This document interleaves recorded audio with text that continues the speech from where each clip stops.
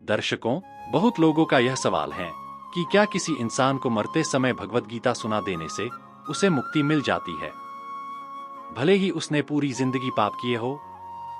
तो दर्शकों, यह छोटा सा ही वीडियो है लेकिन बहुत ज्ञानवर्धक है, तो इसे ध्यान से और अंत तक जरूर सुने और सच्चे दिल से कमेंट में जय श्री कृष्ण जरूर लिखें।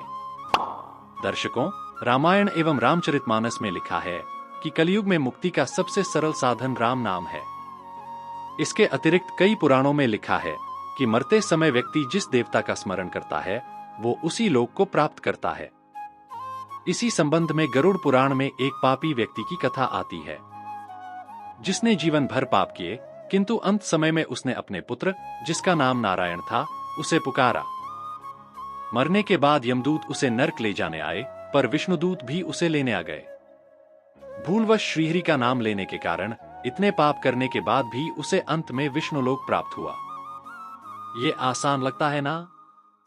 किंतु उतना आसान भी नहीं है। दर्शकों, पहली बात तो ये कि मरते समय प्राणी केवल और केवल अपने कर्म साथ जाते हैं।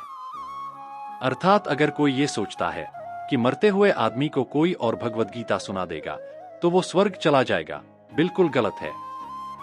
भागवत कथा के श्रवण करने का पुण्य फल अवश्य बताया गया है, किंतु तब जब व्यक्ति अपनी इच्छा से ऐसा करे।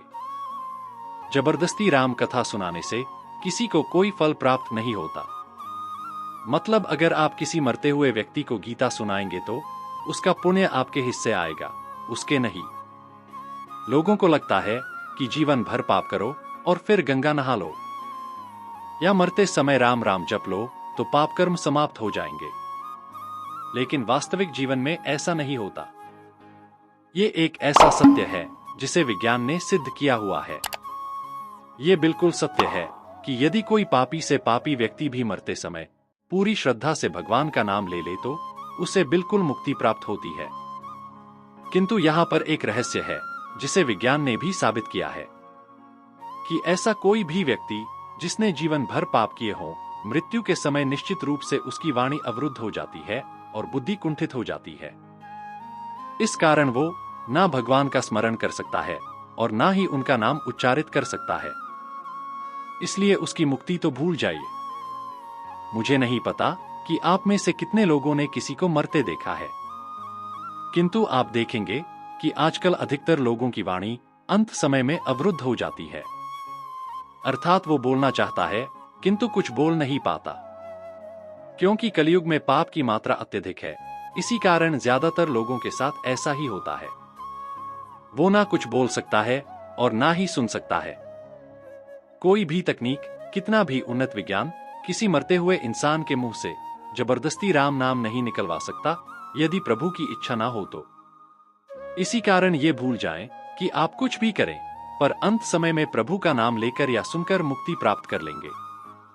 कलयुग में पाप से बचने का तो कोई उपाय नहीं है, किंतु जितना हो सके उससे दूर अवश्य रहा जा सकता है।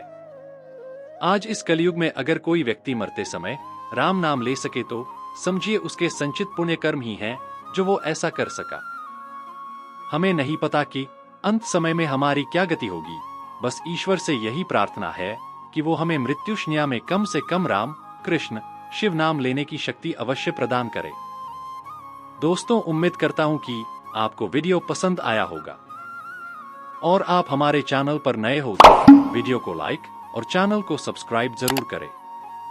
आपके एक लाइक से ही हमें प्रेरणा मिलती है और हम मोटिवेट होते हैं। धन्यवाद।